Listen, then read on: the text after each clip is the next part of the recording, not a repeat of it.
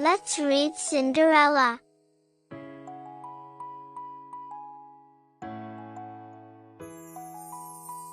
Once upon a time, there was a kind and beautiful girl called Cinderella.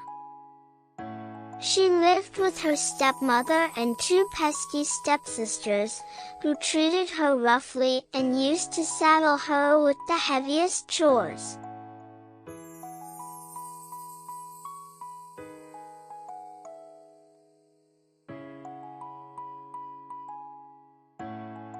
Ding dong! Rang the doorbell one day.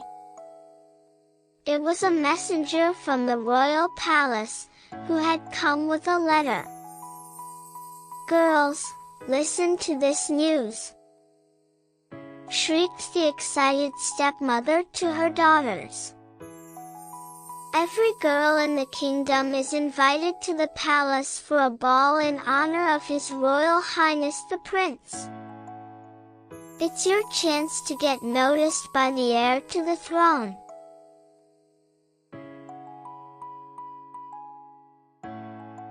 Hurrah! It's going to be our chance. The prince with us will dance. Now hurry, hurry, hurry, the prince we want to marry, chanted the stepsisters. "May I go too?" asked Cinderella timidly. "You? Dressed in rags? Don't make me laugh," answered the stepmother. "Instead, get back to work. Off you go, quickety-quick."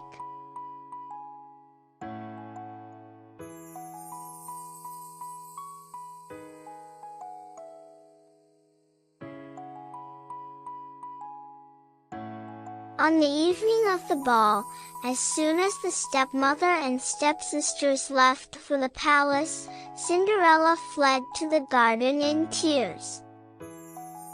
Suddenly a magical light appeared and turned into a sweet old lady. "Oh, my darling, don't despair," said the lady softly. "You must get ready for the ball." "Who are you?" asked the girl in astonishment. "I'm your fairy godmother," the lady replied.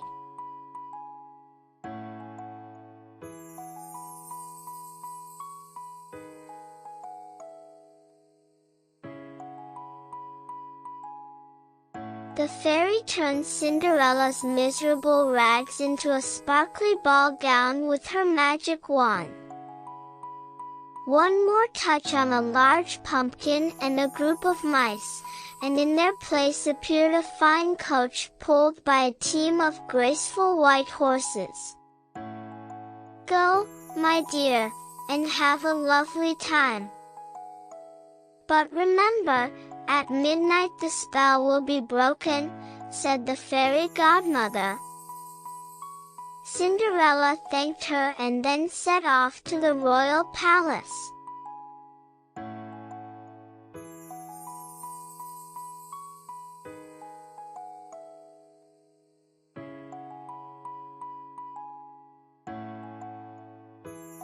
Cinderella's entrance into the grand ballroom caused quite a stir.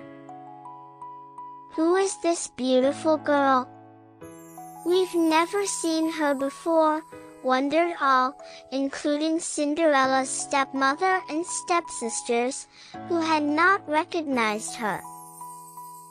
The prince, enraptured by Cinderella's beauty, stepped forward and asked her for a dance.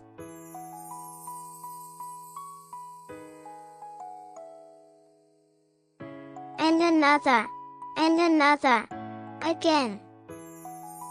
Dancing and chatting, Cinderella and the prince fell head over heels in love with each other, and the hours flew by without them noticing. Until, ding dong! Oh, no! The first strokes of midnight. Cinderella suddenly remembered the words of her fairy godmother.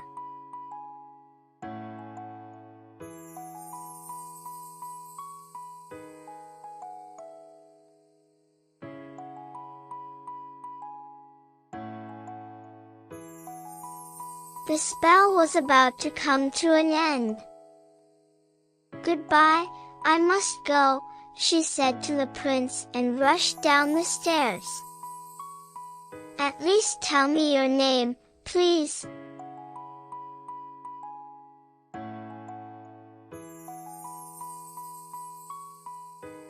The prince shouted while racing down the stairs after Cinderella. But she didn't answer, and in her rush, she lost one of her glass slippers.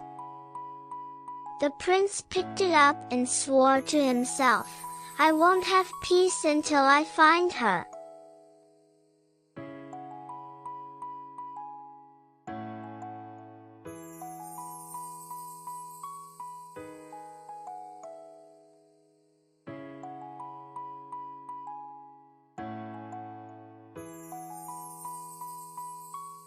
"I shall marry the owner of this slipper," declared solemnly the love-struck prince.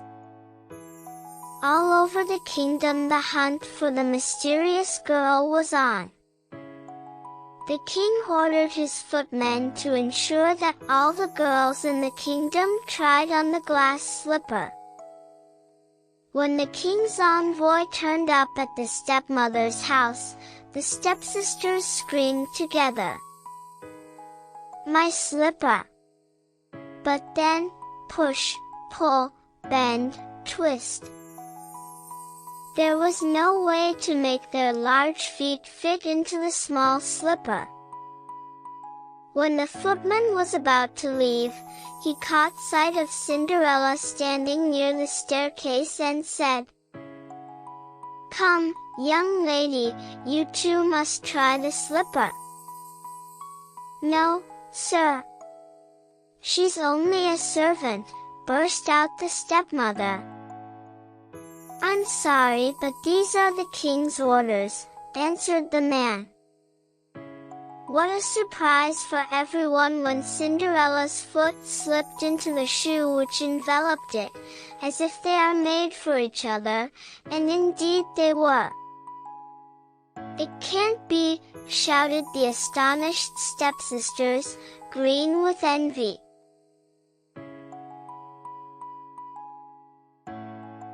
But there was nothing they could do to stop the king's envoy taking Cinderella to the royal palace, where her prince was waiting for her. A few days later, Cinderella and the prince celebrated their wedding, and the party went on for days in the whole kingdom. In the end, with the blessings of the fairy godmother, the couple lived happily ever after.